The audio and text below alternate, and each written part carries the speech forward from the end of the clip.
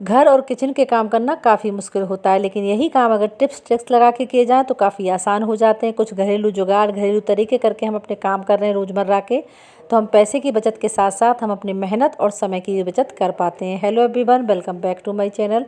कैसे हो? उम्मीद करती हूँ सब अच्छे होंगे। तो मैं फिर से हाजिर हो चुकी हूँ गजब के टिप्स एंड ट्रिक्स लेके, जो आपको काफ़ी हेल्पफुल रहेंगे। वीडियो अच्छा लगे तो हमेशा की तरह लाइक शेयर करना, चैनल को सब्सक्राइब करना, कमेंट में ज़रूर बताना कि आप मेरा वीडियो दुनिया के किस कोने से देख रहे हो। तो हमारी फर्स्ट टिप है प्याज को लेके। हम प्याज दोनों टाइम काटते हैं, दोनों तीनों टाइम घर में। अगर एक दो प्याज काटनी हो तो कोई परेशानी नहीं है, कट जाती है। लेकिन अगर ज़्यादा प्याज काटनी पड़े, जैसे बिरयानी बनानी है, पनीर भुर्जी बनानी है, करेले बनाने हैं, किसी भी रेसिपी के लिए, कई रेसिपीज में तो बहुत सारी प्याज डलती है, तो सच में ये रुला देती है। अगर प्याज काटने की बारी आती है तो बहुत ज़्यादा सल्फ़र होता है इसमें, और ये बहुत ज़्यादा तेज़ झल लगती है आँखों में, तो आंसू टप टप गिरते हैं। तो छोटा सा काम करना है। आज मैं आपको 2 तरीके बताऊँगी। प्याज बहुत ही आसान तरीके से काट पाएंगे आप। अगर हम चाकू से कट करते हैं तो इतनी मोटी मोटी लेयर निकलती है, जो कि ना खाने में अच्छी लगती है ना ही दिखने में। तो आज पहला हमारा तरीका है, पिलर से आप काटेंगे। जो आलू छीलने वाला होता है पिलर, इससे प्याज कटेंगे तो बिल्कुल ट्रांसपेरेंट कटेगी और बहुत ही बढ़िया रहेगी। आप सैलेड में खाओगे उसमें भी बहुत टेस्टी लगेगी, नमक और नींबू डाल के। और जिसमें भी, जैसे बिरयानी है या फिर किसी भी रेसिपी में डालेंगे तो उसमें भी ये बहुत ही अच्छी लगेगी इस पिलर से। तो आप काट के देखना, बहुत ही बढ़िया तरीका, बड़ी बड़ी ही अच्छी प्याज कटती है जो हम पिलर है इससे। और दूसरी देखो कितनी बढ़िया छोटी छोटी बिल्कुल ट्रांसपेरेंट पतली पतली लेयर निकल के आई है, जो दिखने में भी अच्छी लगती है और खाने में भी अच्छी लगती है। तो आप ये तरीका इस्तेमाल करके देखना।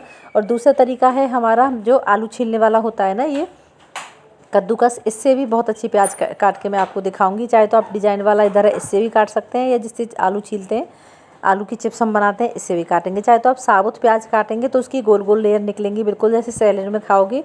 या फिर आप बीच में से 2 टुकड़े करके जब भी आप काट सकते हैं तो उससे भी हाफ हाफ की जो है लेयर निकल के आएंगी, बिल्कुल पतली पतली ट्रांसपेरेंट। आप किसी चीज़ में डालें, चाहे तो सब्जी में डालें, कोई भी रेसिपी में डालें, या सैलेड में खाएं, तो कितनी बढ़िया हमारी जो लेयर निकली है, बिल्कुल पतली पतली। तो दोनों ही तरीके बहुत ही ज़बरदस्त हैं, तो आप ट्राई करके देखना। कि अगर, आई होप आपको ये ट्रिक अच्छी लगी होगी। इस तरीके से प्याज काट के आप भी देखना। अच्छी लगी हो तो कमेंट में ज़रूर बताना कि आपको मेरी ट्रिक कैसी लगी, और आप मेरा वीडियो दुनिया के किस गांव और किस शहर से देख रहे हैं। ठीक है, तो चलो देख लेते हैं नेक्स्ट टिप। फिर इस तरह के पॉलीथीन बैग को लेके क्या होता है, हम मार्केट से सब्जी आती है, चीनी आती है, सामान आता है, तो बहुत सारी पॉलीथीन बैग हमारे इकट्ठे हो जाते हैं। अगर हम इन्हें ढंग से ऑर्गेनाइज करके ना रखें तो पूरे किचन में फैली रहती हैं और हमारा किचन भी बहुत ज़्यादा मैसी लगता है।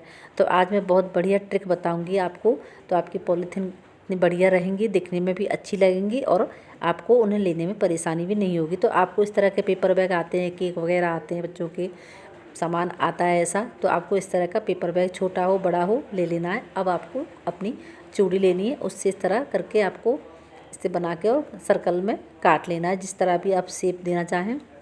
तो मैंने अपनी चूड़ी लेकर के उससे निशान बना के उसको कट कर दिया है, सीजर की हेल्प से कट करके। देखना कितना बढ़िया ऑर्गेनाइजर बनेगा आपके लिए। आप खुद कहेंगे देख के, वो दिखने में भी, जो भी देखेगा उसको भी अच्छा लगेगा, और आपको पॉलीथीन भी एक जगह रहेंगी और बहुत बढ़िया लगेंगी।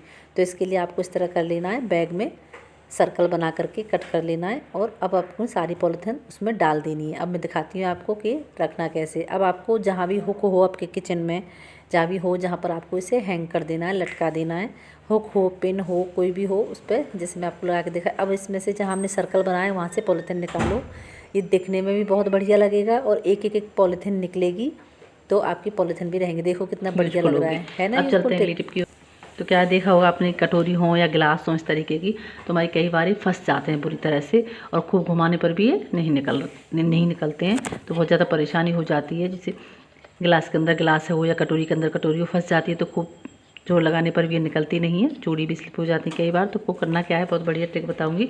आपको ले लेना कोई भी ऑयल, हाँ जी, कुकिंग ऑयल हो या रिफाइंड हो, कोई भी हो, या फिर आप हेयर ऑयल हो, जो भी आपके पास ऑयल हो, आपको इस तरह से डाल देना है। अपनी जो गिलास हैं, कटोरी, उनके आसपास चारों तरफ डालना है, और डाल करके आपको इसको अच्छे से ऐसे हिलाना है। हाँ, जिस तरह से देख रहे हैं, लाएंगे तो जो अंदर तक है वो ऑयल पहुँचेगा। तो जो हमारे ग्लास हैं वो चिकने होकर के एकदम से ऐसे, मैं आपको वीडियो बना के दिखा रही हूँ, आप करके देखना। बहुत अच्छा टिप है, और आपकी जो परेशानी वो हल होगी। जो आप देखेंगे या तो जो ऑयल पहुंचा है हमारे नीचे तक। ऑयल की वजह से चिकनी होकर के ग्लास हैं जो फंसे हुए थे वो निकल गए। ऐसे आगे से करके देखना। आई होप आपको टिप ये अच्छी लगेगी। चलते हैं अगली टिप की ओर। आपने देखा होगा कि आजकल बहुत ज़्यादा परेशानी चल रही है डैंड्रफ की। बच्चे हों, बुजुर्ग हों, बड़े हों, उनके सिर में ना बहुत ज़्यादा रूसी रहती है, डैंड्रफ रहता है। मतलब डैंड्रफ इतना ज़्यादा रहता है कि झड़ के बाहर निकलता है। वो बहुत ज़्यादा ख़राब भी लगता है, हमारे बालों को भी कमज़ोर बनाता है और दिखने में भी ख़राब लगता है। हमारे बाल हैं वो बहुत जल्द टूटने झड़ने लगते हैं डैंड्रफ की वजह से। तो बहुत बढ़िया सोल्यूशन है, आप इस्तेमाल करके देखना। आपको लेना है दूध। हाँ जी, दूध लेना है। कच्चा दूध हो तो बहुत भी अच्छी बात है, नहीं है आप तो गर्म करके उसे ठंडा कर, गर्म हो गया तो उसे ठंडा करके भी ले लेना है। अपने बालों की लेंथ के अकॉर्डिंग मैंने आपको 2 चम्मच लिया है दूध। तो उसमें डालना है आपको कोई भी ऑयल। हाँ जी, कोई भी ऑयल जो आप, जैसे आंवले का है या फिर बजाज है या वो है, मैंने डाबर आंवला लिया है। उसमें डाल देना है तकरीबन आधा चम्मच तेल। उनको अच्छे से कर लेना है मिक्स। आपने देखा होगा पुराने टाइम में जो मैं थी, जो हमारी मम्मी दादी नानी है ना, ज़्यादातर हमारे अपने बालों को ना दही से वॉश करती थी, है ना। जितना ज़्यादा दही खट्टा होता था वो उतना ही ज़्यादा यूज़फुल होता था। तो दही से बाल वॉश करती थी या दूध से बाल वॉश करती थी। तो आप इस रेमेडी को आपको लगाना है अपने बालों में, जहाँ भी पूरे सिर में डैंड्रफ है, बच्चों के हैं, बड़ों के हैं। नुकसान वाली तो कोई चीज़ है नहीं, दूध है और ऑयल है। तो आपको इस तरह भर के अच्छे से मिक्स करके फिर आपको कॉटन की हेल्प से उनके सिर में जैसे मांग निकाल के बालों को ऐसे कर करके बालों के बीच में से भरना है, बालों में मांग निकाल के। या फिर स्प्रे बोतल में भर के स्प्रे भी कर सकते हैं, नहीं तो कॉटन की हेल्प, मुझे कॉटन से ज़्यादा अच्छा लगता है कि इसमें पूरे बाल गच्छ हो जाते हैं अच्छे से नीचे तक और जल्दी भी लगता है। कॉटन सोख लेती है। और फिर अपने बालों में मांग में भर निकाल के बालों में भरें, रूट में, टिप में, स्कैल्प में भर के फिर छोड़ दें उसे 30 से 40 मिनट के लिए। फिर आप किसी माइल्ड शैम्पू से वॉश करें। देखना आप 3 से 4 बारी करोगे, उसमें ही आपके जो बाल हैं ना, जो उनका डैंड्रफ है वो धीमे धीमे कर ख़त्म हो जाएगा। बालों में सॉफ्टनेस भी आएगी, शाइनिंग भी आएगी और बाल लंबे भी होंगे। बहुत बढ़िया सोल्यूशन है, नेचुरल है, पूरी तरीके से घरेलू है, बहुत ही ईजी है। इस्तेमाल करके देखना, बहुत ही पावरफुल आपको ये सोल्यूशन बताया है। अब चलते हैं अगली टिप की ओर। नेल पॉलिश लगाना हम लेडीज़ को बहुत ज़्यादा पसंद होता है।